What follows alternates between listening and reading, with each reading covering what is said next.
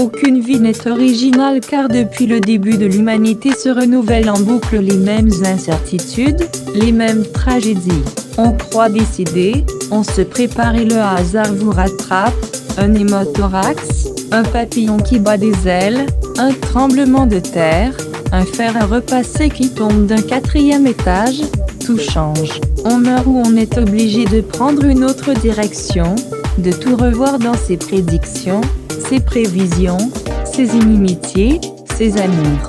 Si les passions des hommes d'un esprit profond sont plus opiniâtres et plus invincibles, car ils ne sont pas obligés de s'en distraire comme le reste des hommes, par épuisement de pensée, leurs réflexions, au contraire, sont un entretien éternel à leurs désirs, qui les échauffe.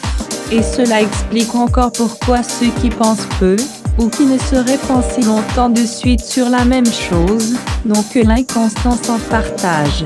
Comme Albin voyageait assez souvent, qu'il disait avoir besoin de marcher dans la forêt, de respirer l'air de la campagne, de méditer sous les grands arbres du parc, Tatiana lui avait même plusieurs fois prêté sa maison en son absence. Des abeilles bourdonnaient, des papillons voletaient, mais, quoiqu'Albin eût l'air d'un joli papillon retenu dans les herbes et prêt à déployer ses ailes frémissantes, un affreux désespoir lui brisait le cœur. Il s'habituait à ce coin de verdure, il attendait l'heure d'y descendre, avec une impatience d'enfant.